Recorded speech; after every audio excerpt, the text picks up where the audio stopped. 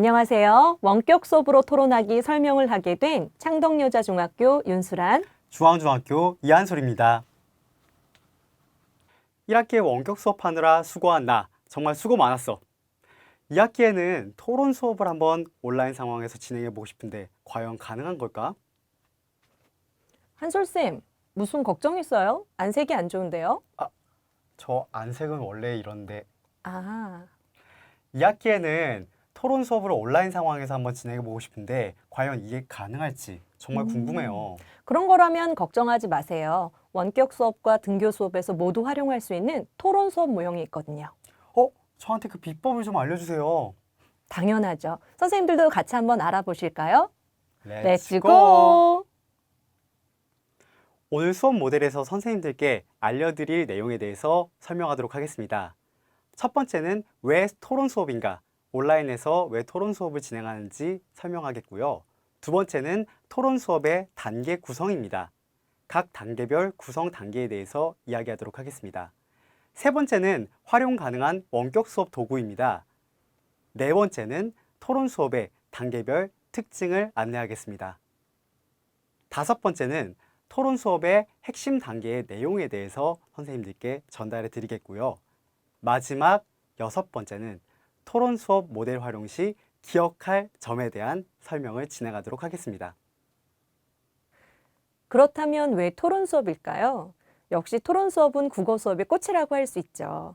토론 수업을 통해서 아이들은 정보를 찾고 그것을 처리하는 과정을 통해 지적인 발달을 이루게 됩니다. 그리고 리터러시 능력이 향상되죠.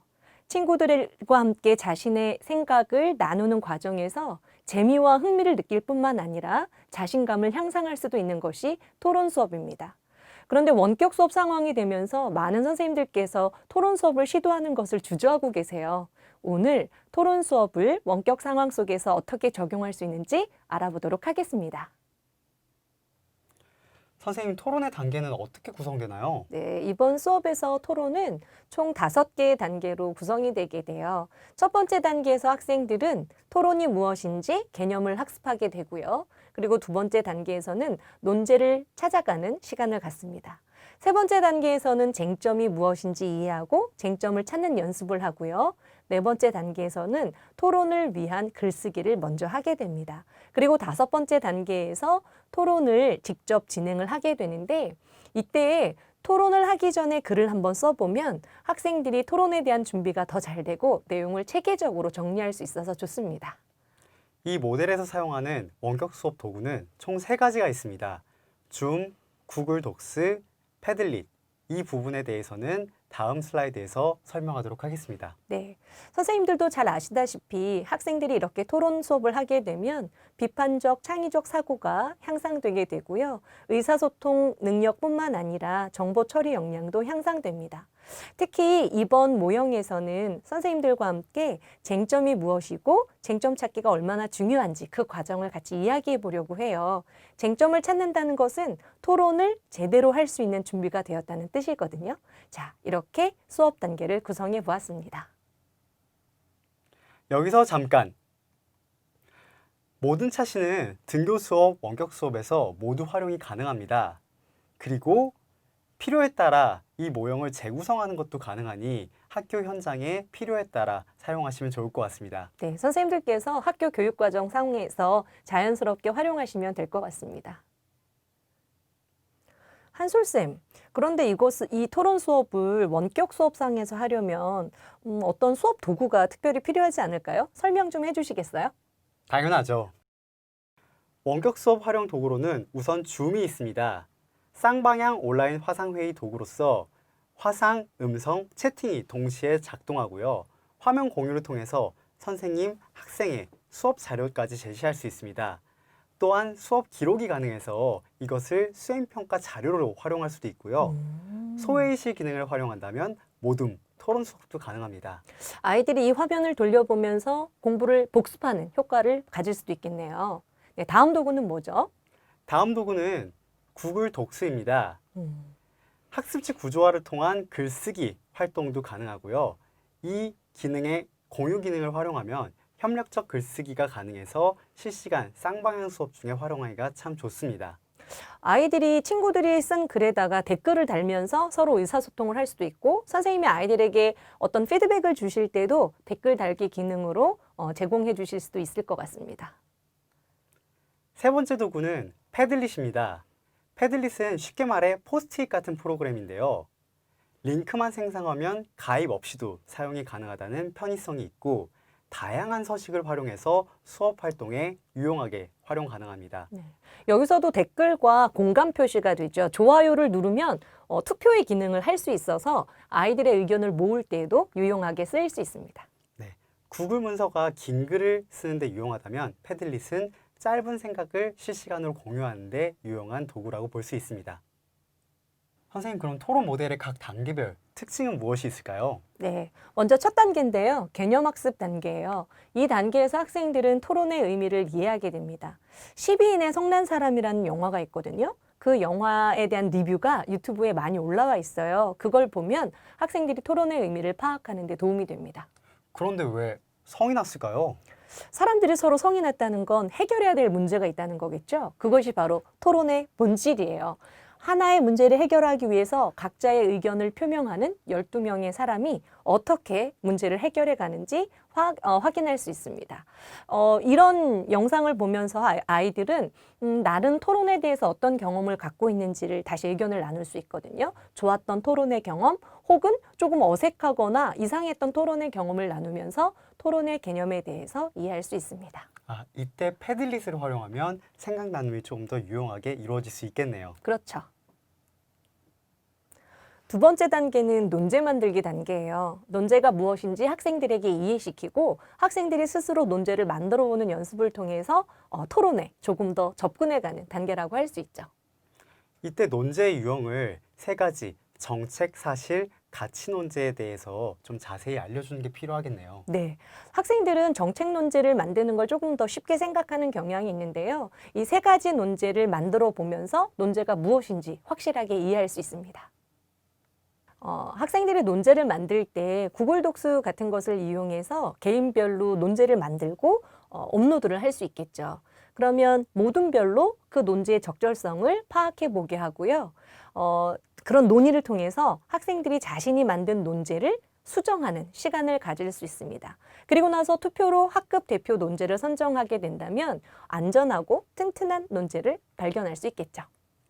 예를 들자면 정책, 가치, 사실 논제를 위와 같이 설명을 하고요. 그리고 학생들이 이야기를 나누어온 과정을 통해 학급 대표 논제를 설정하는 과정이 있을 수 있을 것 같습니다. 저희는 예시로 정부는 동물원을 폐지해야 한다라는 논제를 한번 설정해 보았습니다. 매우 흥미로운 논제네요. 다음 3단계는 쟁점에 대한 입장을 정리하는 단계예요.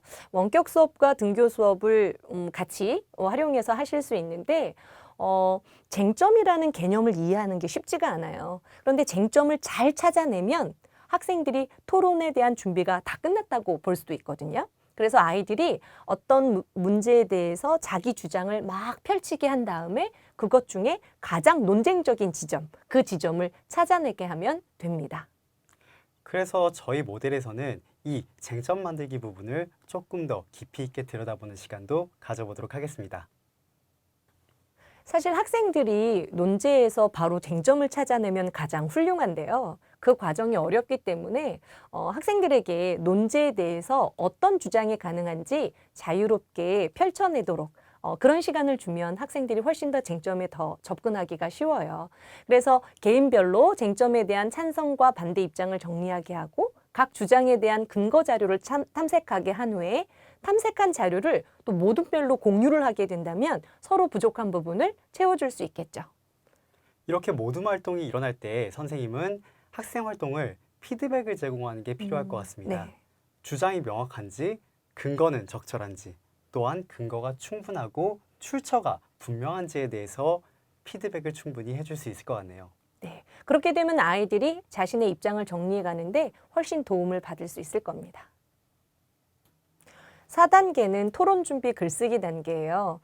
좀 전에 말씀드린 것처럼 학생들이 토론 전에 글을 한번 써보면 자신의 주장과 근거를 체계적으로 정리할 수 있어서 토론에 더 준비가 잘 된다고 할 수 있습니다.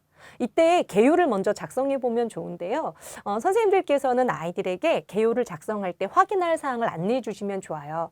먼저 쟁점이 잘 드러났는지, 그리고 용어에 대한 이해가 정확한지, 정보 조사가 충분한지, 주장이 논리적인지, 그리고 그 주장에 대한 근거가 타당하고 자료의 출처가 분명한지 스스로 체크하면서 개요를 작성하게 한다면 글쓰기에 대한 준비도 잘 이루어질 겁니다.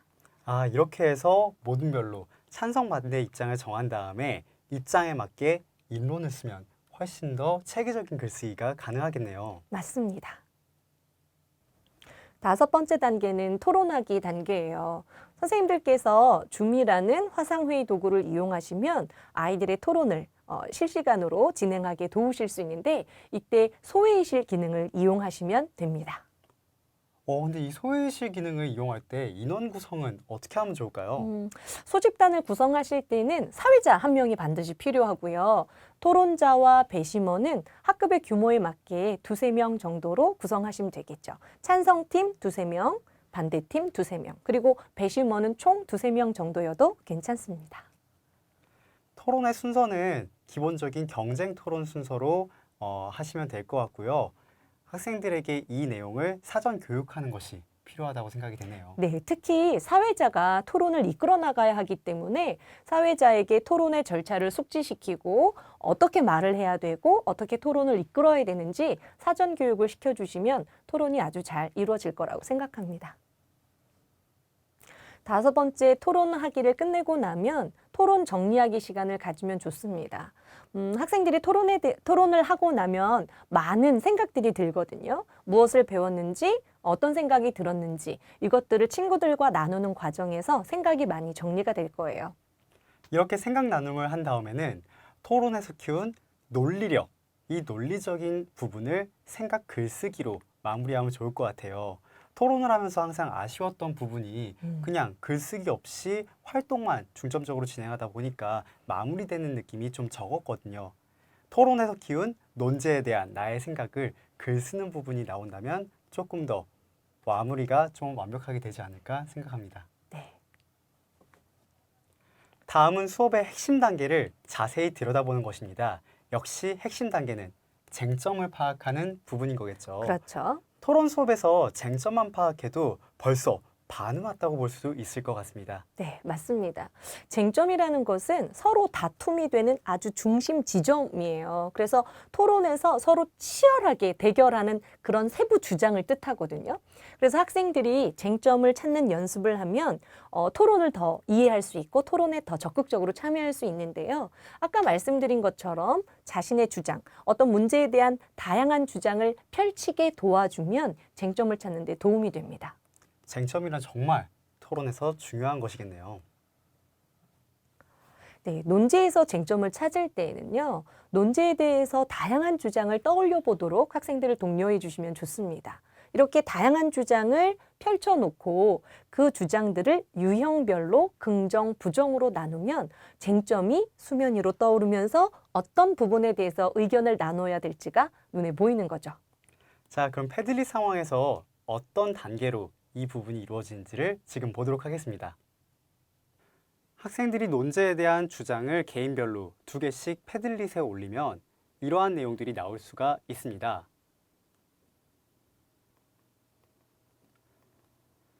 이런 주장들을 유형별 긍정, 부정 의견으로 나누어 보게 되는데요. 학생들은 서로 의견 나눔을 통해서 이 과정을 수행하게 됩니다. 주장들을 나누면 다툼의 지점이 분명하게 보이게 됩니다. 예시에서는 동물권을 침해하는가, 그리고 동물원은 동물에게 안전한가 라고 하는 다툼의 지점이 주장을 통해 도출될 수 있습니다. 이런 내용들을 기반으로 학생들은 최종적인 대립 의견을 기반으로 쟁점을 만들게 됩니다. 저희의 예시에서는 동물원은 동물권을 침해한다. 동물원은 동물에게 안전하지 않다라고 하는 쟁점을 도출해낼 수 있었습니다. 이때 선생님은 모든별 소회의실을 돌아다니며 순회지도를 진행하고 소회의실 활동 내용을 기록할 수 있도록 안내합니다. 모든 활동을 종료하는 시간을 환기하게 된다면 원활하게 전체적인 활동이 이루어질 수 있습니다. 이렇게 쟁점을 찾고 나면 학생들이 모둠별로 쟁점을 찾고 난 결과를 활동지에 정리할 수가 있어요. 그리고 모둠장이 자신의 언어로 우리가 어떤 쟁점을 찾아냈는지 그 쟁점은 또 어떤 의미가 있는지를 설명할 수 있겠죠. 각 모둠의 발표에 대해서 학생들은 서로 상호 질의응답을 할 수 있고요. 쟁점과 관련해서 선생님께서는 형성평가를 진행하실 수 있습니다.